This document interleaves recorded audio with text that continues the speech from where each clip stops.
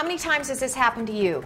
Friends show up, guests show up, and you have to have some appetizers to feed them, right? Well, have I got a great idea for you? I have Chef Peyton Curry. That's my great idea because he came up with this recipe. These are Puff Party apps, right? Yes. And 5 minutes, you said you could make these. Quick. Okay, but you have to have the ingredients, and the ingredients are pretty easy to find. Very simple. Right? You pick this up at the grocery store. This Puff Pastry sheets, right? And how many sheets come in a box? There's 2 in a box. Okay, are we going to use both of them? We're going to use one for now. Okay. And now, what you've done is you've put out the pastry sheet with a little flour on it, right? And you're going to lay it on top of a baking sheet. A little parchment paper, yeah. And you know why we put the parchment paper on? There we go. So we don't have to wash the pan later. That is true. I love it. I love it. Okay. So what we're going to do, you can see how this is going. You just get any cutter you have. We're in the heartfelt mood today, so we'll use a little heart-shaped cutter. He wanted circles, and I insisted on a heart. Well, circle does beat the square, but we'll go with hearts, yeah? So what we're doing, we're going to cut this out. And you can go, you can do 4, you can do 8, you can do 9. This size, we'll get 9 out of each. Okay. So you get the idea. We're just going to cut the entire thing out. And then the nice thing about something like this is just a vehicle. It's like a tortilla or like bread, right? So you can do many things with it. We're going to do 1 sweet and 1 savory. Okay.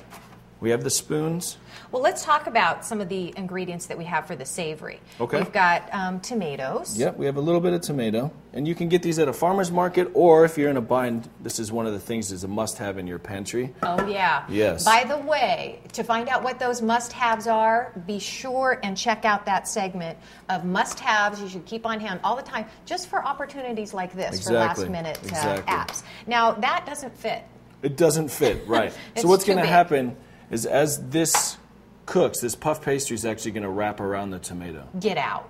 Are you sure? Lie. Yes. Okay, so what you can do is we have a little blue cheese here. You can use a little mozzarella if you want, whatever, goat cheese, whatever you want to do. And you can put just a small little crumb. I like blue cheese and goat cheese because you can actually put it right inside the tomato. Oh my gosh. So what happens is it pushes the tomato down just a touch and holds it in, right? And then just a touch of olive oil over the top. What this is going to do is give it a nice little caramelization. That might be a little too much, but we're from Tuscany, right? That's right. And then the nice thing when in Rome, nice word. So we have here just a little canned apple pie filling. Okay. That's all this is. You can find it in aisle 5, maybe 6. So we're just going to put a little bit of this apple pie filling in the middle. So what you have now is you have 2 appetizers, 1 sweet, 1 savory, all done at the same time. People that drink white, they drink red. They're going to be happy with both these. And then the secret with the spoons is you need to keep the spoons on here. Clean spoons. Imagine these are the clean. Spoons. I'm sorry. So what this does... Oh, the oven's ready. The oven is ready. What this does is as the oven, once it's preheated like it is now, it's going to keep the paper flat. Oh, because it's going to curl up? Instead of flying up and rolling all over the place. I didn't know that. So I your didn't spoons, know that. It's a dual purpose. All right, well, let me clean this spoon for you. There you are, my dear. There. Well played. So we have an oven preheated 375 degrees. Okay. Another staple that I have in my kitchen is a cinnamon, sugar, and nutmeg spice mix already made up. Oh, yeah. That's another thing you got to look for on the website are those recipes for having all of your spices pre-made. Yes. So we're going to, obviously, we would load this up. Yep. And then pop it in the oven at 375 for how long? It's about 8 to 12 minutes. All ovens are different, right? All right. Here we go.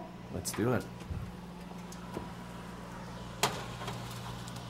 What are you doing? So now this has been halfway through, so about 3.5 to 4.5 minutes. You just want to press down the sides of the puff pastry. And also this gives you a chance just to make sure that it's browning evenly around the sides. And we'll shut the door and we'll go another 3.5, 4 minutes. Ding! They're done. So we'll check them. And then obviously with the times too, all ovens do vary. So like mine. Like yours. You want them to come out. Oh, those spoons look delicious. The spoons look great. You want to make sure that you don't use any of your fine china, I guess. This is true. Now, how am I going to clean that spoon? That's what I wanted. Oh, that's a whole other segment. That's all you. Okay. I have no idea. No. Oh, these look so They're nice. good. So we'll just a touch more olive oil over the top of these. I like olive oil a lot. I see that. A little crack of pepper. And these are the savory ones. Savory, these are the sweet and these are ones. the sweet ones. So the apple pie kind of inspired ones. You can add chopped nuts. You can add some streusel. You can add honey. Ooh. Or just a little cinnamon and sugar as well. Ooh, okay. I'm dying to try those. But in the meantime, here is a great tip so that you don't waste any of your leftover puff pastry.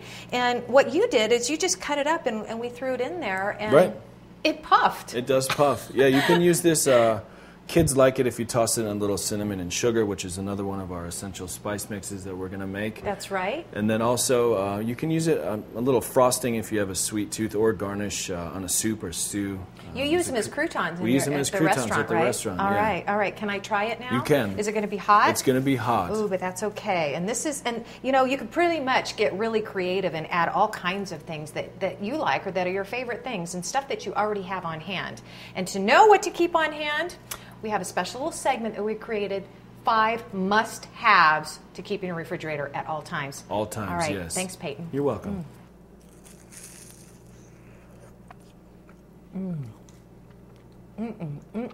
Simple, quick.